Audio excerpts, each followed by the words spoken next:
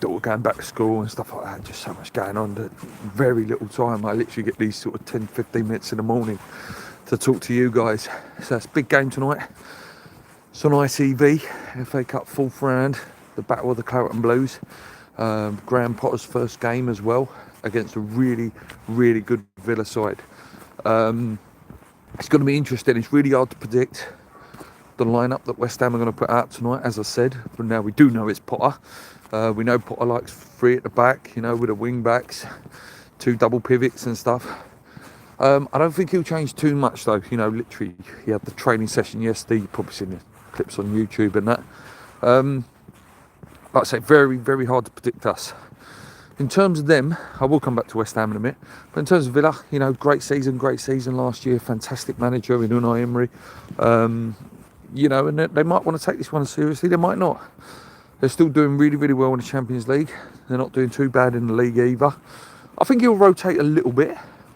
But we'll still have a good enough squad to, give West Ham a really good game.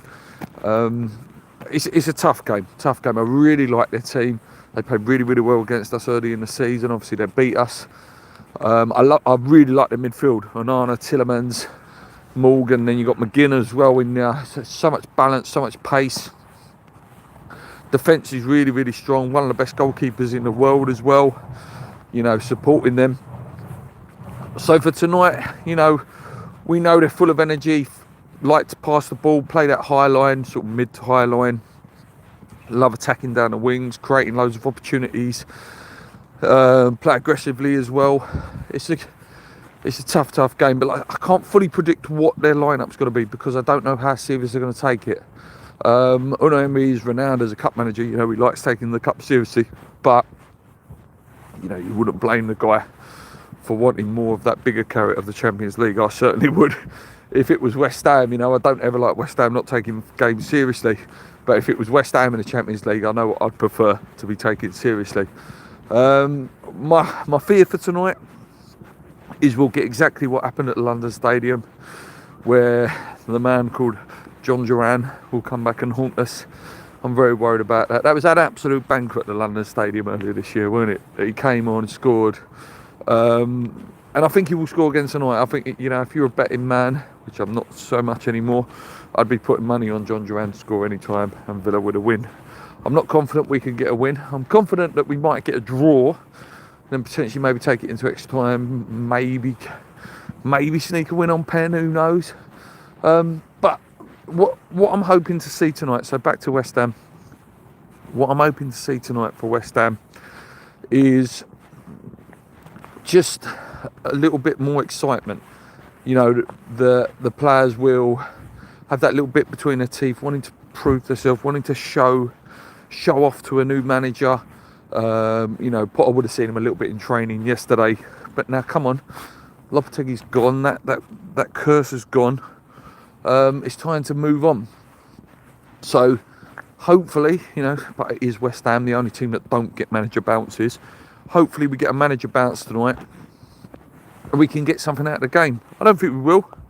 I really don't. But in terms of let's see what I'd predict as a potential lineup today.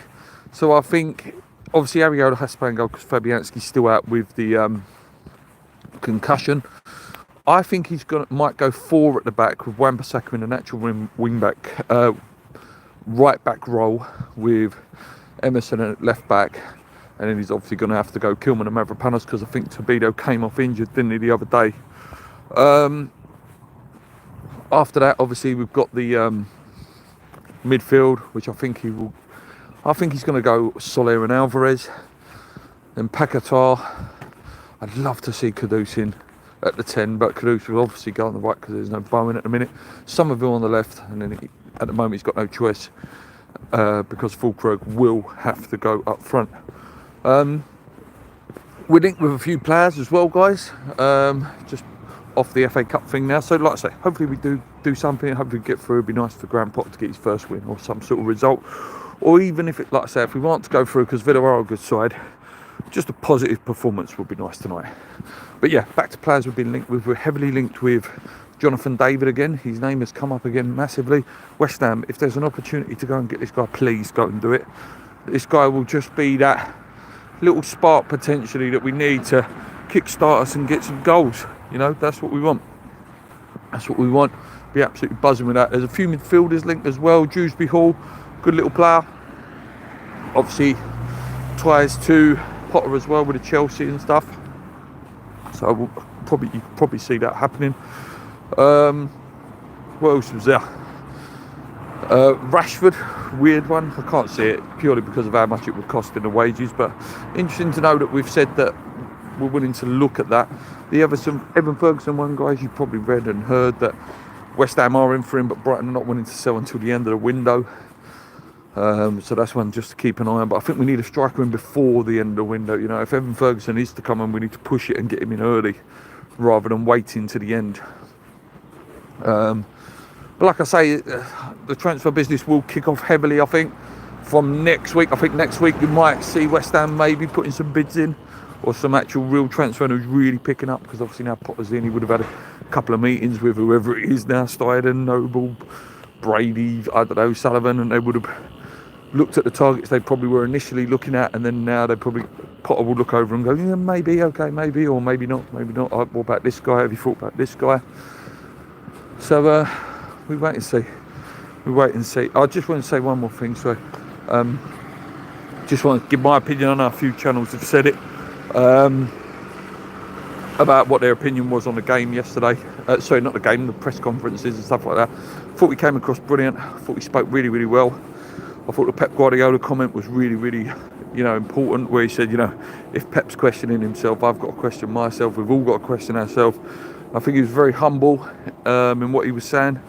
I think he'll know how to talk to people. Whether he can crack the whip or not, who knows?